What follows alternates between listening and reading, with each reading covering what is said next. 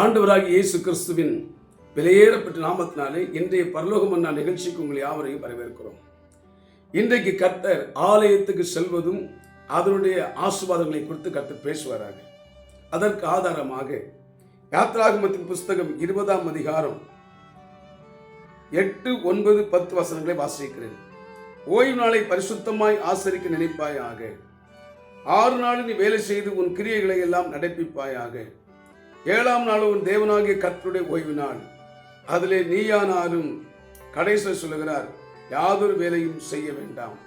கவனிங்கள், கிறிஸ்தவ வாழ்க்கையில நம்ம தெரிந்து கொள்ளணும் ஒரு காரியத்தை, மிக முக்கியமா. வேதம் சொல்லுது, பழைய ஏற்பாடு புதிய ஏற்பாடு 2 சிஸ்டம் இருக்குது.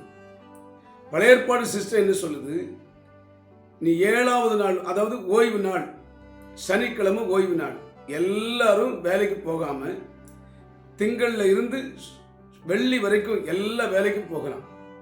ஞாயிற்றுக்கிழமையும் வேலை செய்யலாம். ஆனால் சனிக்கிழமை நீங்க வேலை செய்யக்கூடாது. எல்லாரும் வீட்டில் இருந்து ஆலயத்தில் போய் கர்த்தரை ஆராதித்து அவருடைய நாமத்தை தொழுது கொள்ளணும் அப்படின்னு சொல்லி கர்த்தர் ஆர்டர் கொடுத்தாரு. இது ஒரு கட்டளை. விருப்பம் இருந்தா வரலாம், விருப்பம் இல்லைன்னா வர வேண்டாம், அப்படி கிடையாது. கம்பல்சரியா we must go to the church to praise and worship the Lord. நல்ல கவனிங்க, இது ஒரு கட்டளை. மீறினா ஆதாம் கர்த்தருடைய வார்த்தையை மீறினார். அதனுடைய முடிவு என்ன, எப்படி விளைவு எப்படி இருந்துச்சு? சவுல் கர்த்தருடைய வார்த்தையை மீறினார். அதனுடைய விளைவு எப்படி இருந்துச்சு? இப்படிதான் இருக்கும். ஆனாலும் நம்ம கடவுளுடைய வார்த்தையை ஒரு நாளும் மீறக்கூடாது, டிஸ்பாஸ் பண்ணக்கூடாது. கவனிங்க, அதே நேரத்தில் ஆண்டவர் சொல்றாரு, 52 சண்டே, எல்லா 52 ஓய்வு நாள், எல்லா ஓய்வு நாளும் ஆலயத்துக்கு போகணும். அதே நேரத்தில் 3 பண்டிகை கண்டிப்பா எல்லா ஆண் மக்களும் ஆலயத்துக்கு போகணும். இப்படி சில சட்டத்திட்டங்களை தேவன் கொடுத்திருந்தார், இஸ்ரவேல் மக்களுக்கு கொடுத்திருந்தார்.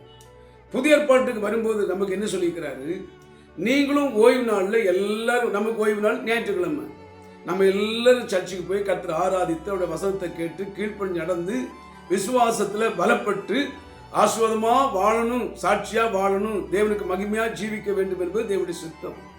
அதனால நம்ம எல்லாரும் சர்ச்சுக்கு போகணும். நல்ல கொஞ்சம் ஒரு காரியத்துக்கு புரிஞ்சுடுங்க, ஞாயிற்றுக்கிழமை ஆலயத்துக்கு போகிறது கர்த்தருடைய கட்டளை.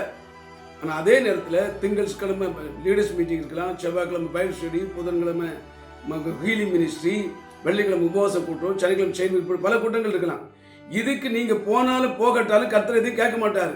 ஆனால் நீங்கள் வந்தால் அது நமக்கு ஆசீர்வாதம். விசுவாசம் வசனத்தை கேட்போம், சத்தியத்தை அறிவோம், விசுவாசத்தில் வளருவோம், கீழ்ப்படிந்து நடப்போம். சீக்கிரமாக நமக்கு நன்மைகளும் பாக்கியங்களும் ஆசீர்வாதங்களும் கடகடன்னு சீக்கிரமாக வந்துடும். ஆனால் அதே நேரத்தில் ஞாயிற்றுக்கிழமை ஆலயத்துக்கு போகலைன்னா நமக்கு முற்றுச்சந்து தான். ஆகினால நம்ம ஆலயத்துக்கு போகலைன்னா கர்த்தர் அதை கண்டிப்பாக கேட்பார். அதனால எல்லாரும் நம்ம ஆலயத்துக்கு போயிடணும், ஆலயத்தில் போய் கர்த்தரை ஆராதிக்கணும்.